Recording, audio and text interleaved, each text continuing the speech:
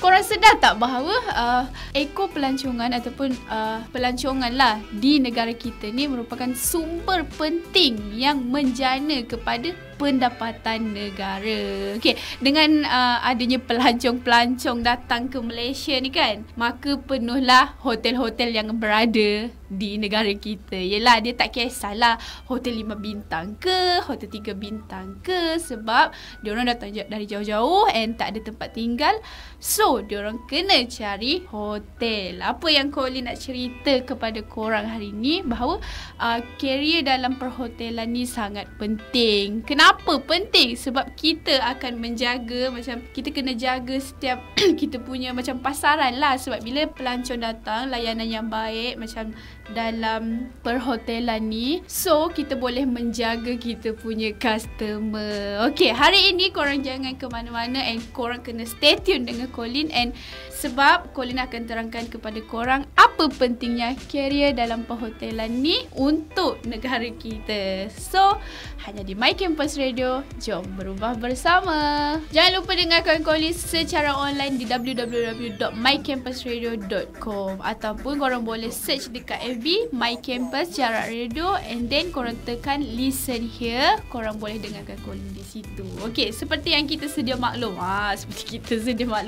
di Malaysia ni, di setiap negeri kita mempunyai hotel. Macam kita di setiap negeri tu memang ada hotel lah, sebab hotel ni penting untuk kita pergi ke satu tempat and kita tak ada saudara mara, kita boleh tinggal di hotel. Okey, di Malaysia, untuk pengetahuan semua, terdapat 11 hotel diiktiraf terbaik kerana mendapat anugerah Love by Guest pada tahun 2017.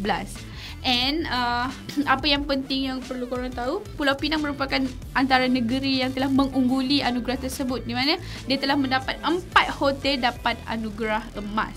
Manakala untuk penarafan tertinggi pula, yang mendapat penarafan tertinggi dalam perhotelan ni adalah Grand Hyatt Kuala Lumpur dan Campbell House Pulau Pinang. Okey, kepada korang yang dekat luar sana, macam perhotelan ni mungkin lepas SPM ke apa ke, korang macam tak ada apa, korang bolehlah pilih macam dalam bidang perhotelan, sebab dalam bidang perhotelan ni menarik and banyak kerja, yang banyaklah peluang pekerjaan dalam bidang ini. So, kalau korang nak tahu apa bidang kerja yang ada dalam bidang perhotelan ni, korang kena stay tune dengan Colin hari ini di My Campus AM. Jom berubah bersama. Korang tahu tak, bukan korang tahu, korang sedar tak macam dalam bidang perhotelan ni dia ada banyak peluang pekerjaan. Tapi bagi Colin memang betul lah. Sebab apa Colin cakap macam tu? Sebab bidang perhotelan ni dia macam link dengan pelancongan.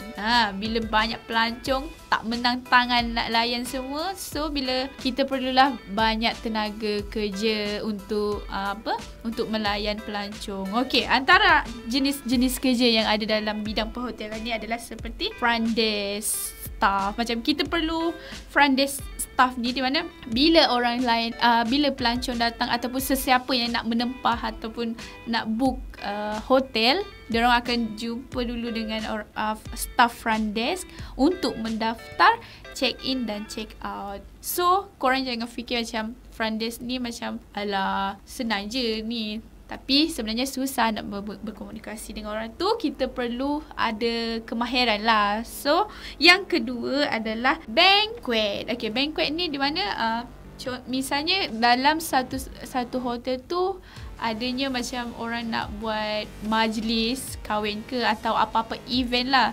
So, yang akan melayan tetamu yang datang bukan melayan apa, macam memang dalam hotel tu mesti ada sediakan staff yang akan bekerja dalam bahagian banquet. Itu adalah antara jenis-jenis pekerjaan dalam perhotelan. Kalau korang nak tahu lagi apa lagi jenis pekerjaan yang ada dalam perhotelan ni, korang kena stay tune dengan Colin hanya di My Campus Radio. Jom berubah bersama.